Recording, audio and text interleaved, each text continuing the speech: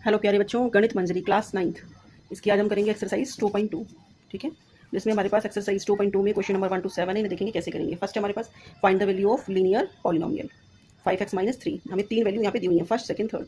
हमें एक्स की जगह वैल्यू पुट करके आंसर फाइंड करना है यहाँ पर, और कुछ भी नहीं, बहुत ईजी है। तो देखिए कैसे करेंगे इसे। फर्स्ट पार्ट हमारे पास x इज इक्वल टू 0, तो फर्स्ट पार्ट के अकॉर्डिंग 5x-3 इसमें पुट कर दीजिए। 5x-3 5 इंटू एक्स की वैल्यू क्या है 0 -3, यानी 0 से कोई भी नंबर मल्टीप्लाई होकर क्या हो जाता है 0 -3। तो आंसर क्या आ जाएगा हमारे पास -3। सेकंड पार्ट करेंगे यहाँ पे। अब हम सेकंड पार्ट में क्या कहा इसने, x इज इक्वल टू -1, तो हमें पुट करनी है x की जगह वैल्यू -1 और माइनस का 3 है। 5 को 1 से मल्टीप्लाई करेंगे 5 आएगा, माइनस की वैल्यू है -3, -5 -3 कितने हो जाएंगे -8। ठीक है, थर्ड पार्ट में हमारे पास है बच्चों x इज इक्वल टू 2 रखेंगे यहाँ पे। 5x x की जगह 2 रख देंगे, -3 5 2 10 10 -3 10 -3 क्या हो गया हमारे पास 7। तो आपने देखा ना, फर्स्ट का -3, सेकंड का -8 और थर्ड का 7 आ गया आंसर। ठीक है, अब देखेंगे इसका सेकंड पार्ट भी सेम है। Find the value of quadric polynomial 7s² - 4s + 6। ये वैल्यू दी हुई है हमें। If first part, second part, third part में s की वैल्यू 0 -3 और 4 दी हुई है, तो यहाँ पे भी पुट करना है हमें। फर्स्ट हमें दिया हुआ है 7s² - 4s + 6। s की वैल्यू पहले 0 पुट करेंगे, 0² - 4 × 0 + 6। ये 0 बन गया, ये 0 बन गया, प्लस का 6। आंसर क्या हो गया हमारे पास 6।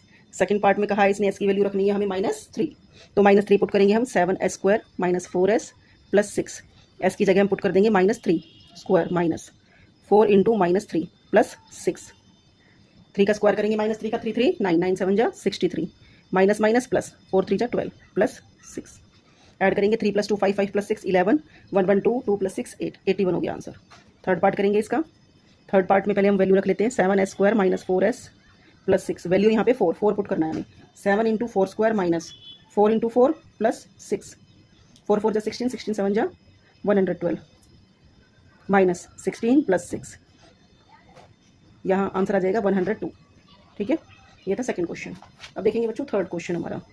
ये स्टेटमेंट है हमारी, तो ये देखिए बुक में क्या दिया हुआ है हमें दिया हुआ है यहाँ पे third. The present age of Salil's mother is 3 times Salil's present age. After 5 years there age will add up to 70 years। Find their present age. ठीक है, तो जो हमसे पूछा होता है वही हमें यहाँ पे लेट करना होता है बच्चों। ठीक है, तो हम पहले लिखेंगे लेट सलील्स प्रेजेंट एज क्या हो जाएगी x। हिज मदर्स एज, देखिए सलील की एज हमने x सिलेक्ट कर ली है, मदर की एज इसने कहा 3 टाइम्स है, तो क्या हो जाएगी 3 टाइम्स का मीन्स मल्टीप्लाई 3x। ठीक है, अब लेंगे हम यहाँ पर। इसने क्या कहा है आगे हमें, इसने कहा है after 5 years there age will add up to 70 years। तो पहले एज ले लेंगे इनकी। आफ्टर 5 years सलील्स एज, 5 साल के बाद सलील की एज कितनी है, अब x है, 5 साल के बाद कितनी हो जाएगी x + 5 years। ऐसे ही हिज मदर्स एज, मदर की एज अब कितनी है हमारे पास 3x है। आफ्टर 5 year कितनी हो जाएगी 3x + 5 years। अब ले लेंगे according to question. According to question कहा है इसने कि दोनों की एज का ऐड अप होता है 70 ईयर। ठीक है, तो दोनों को ऐड कर देंगे, यानी x + 5 सलील की एज प्लस मदर की एज 3x + 5, दोनों को मिला के क्या बनता है 70 year.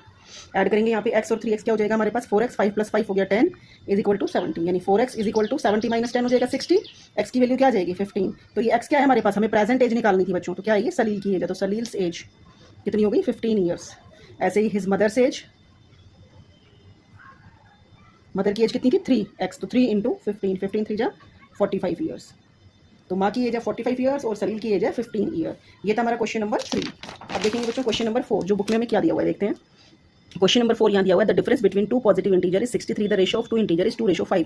Find the 2 integer. Ratio क्या दिया हुआ है हमें 2:5। तो यहाँ से क्या करेंगे बच्चों, हम लेट कर लेंगे। क्या करेंगे लेट, तो लेट फर्स्ट इंटीजर,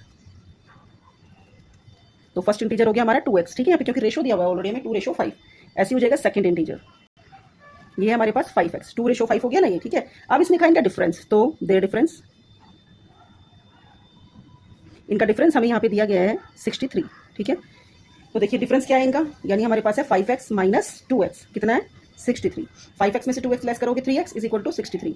x की वैल्यू क्या आ जाएगी यहाँ से 3 2 6 3 1 3 21 आ गई। हमें दोनों इंटीजर फाइंड करने हैं यहाँ पे, तो फर्स्ट इंटीजर क्या था हमारे पास 2x 2 × 21 कितना हो गया 42 हो गया।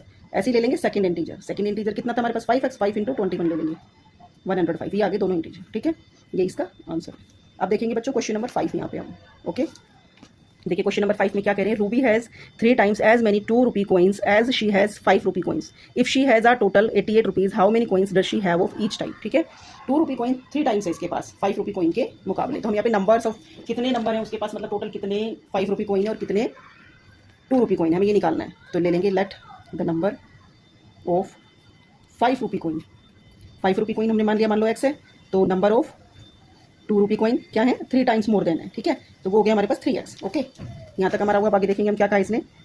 If she has a total rupees 88, how many coins does she have of each type. Total कितने हैं उसके पास, 88 रुपीज़ है, मनी है यहाँ पे, ये हमने नंबर लिए हैं बच्चों, ध्यान देना इस चीज़ का।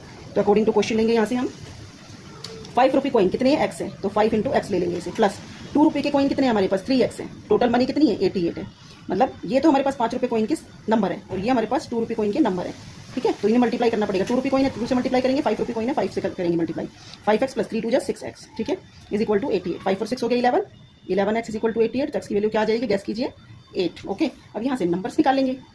तो number of 5 rupee coin, x है हमारे पास, यानी वो हो गया 8।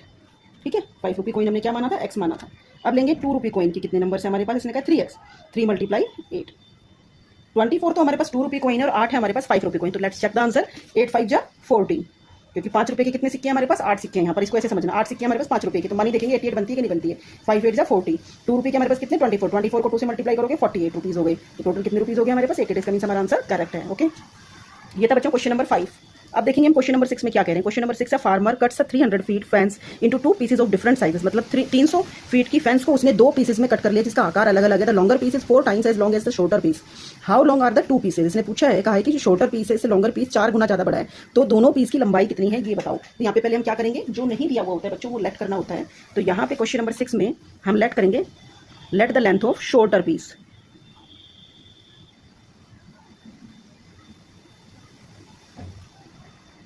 एक्स हो गया। ठीक है, then the length of longer piece.